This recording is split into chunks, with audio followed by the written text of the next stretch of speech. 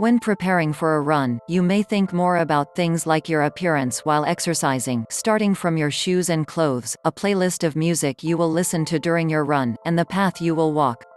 In fact, there are more important things that need to be considered before running which are related to body health, namely the breasts, uterus, and vagina. If you want to get the most from your running, you also need to think about how running affects your entire body. There are a few things every woman should know about the relationship between running and the female body response. Anything? 1. More vaginal discharge and vaginal discharge. If you finish running you see wet underwear, then don't panic. Running makes you discharge more vaginal discharge or fluid, but only when you finish running.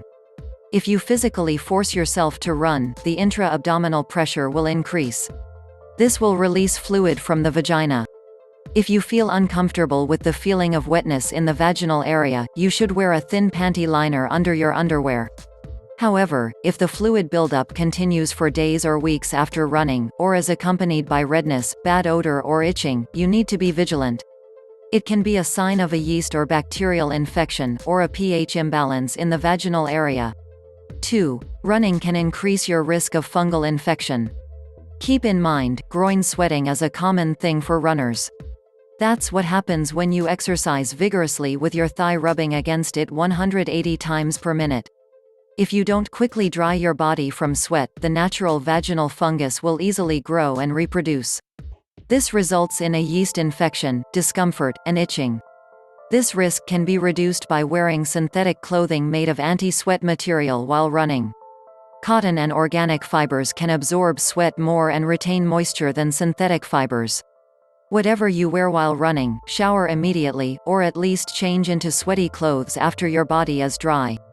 3. Breasts feel uncomfortable if not supported well. When running, the breasts will withstand the shock from the movement. Women need not only think about magnitude of movement but also frequency. If you run for hours every week, your breasts will shake tens of thousands of times. All that power added up. Every sporting move, however, can injure your form and set you up for injury.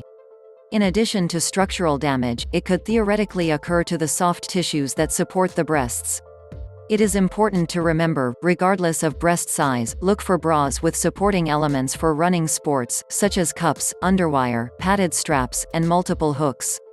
The goal is to find the best balance between comfort and support. 4. Urine leaks. Running does not cause uterine prolapse, but it can worsen symptoms if you already have pelvic floor muscle weakness.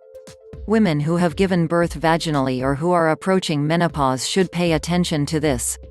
During pregnancy and childbirth, as well as perimenopause and menopause, hormonal changes can cause the pelvic floor muscles, which act as the support that holds the uterus and other internal organs, to relax. When the uterus descends, it can put pressure on the bladder and urethra, causing leakage. When exercising, the intra-abdominal pressure increases and bounces up and down. The body forces the uterus to press harder on the bladder and urethra. 5. Blisters occur in the thigh area. Quite a number of women complain of abrasions on the labia minora while running. This is common in women who have a large labia minora, inner vaginal lip, or are visible when standing up. You can reduce the chance of irritation and blisters by applying an anti-blister cream to the area before and after running. Make sure you only apply it on the outside. Those are important things that need to be considered by women who like running sports.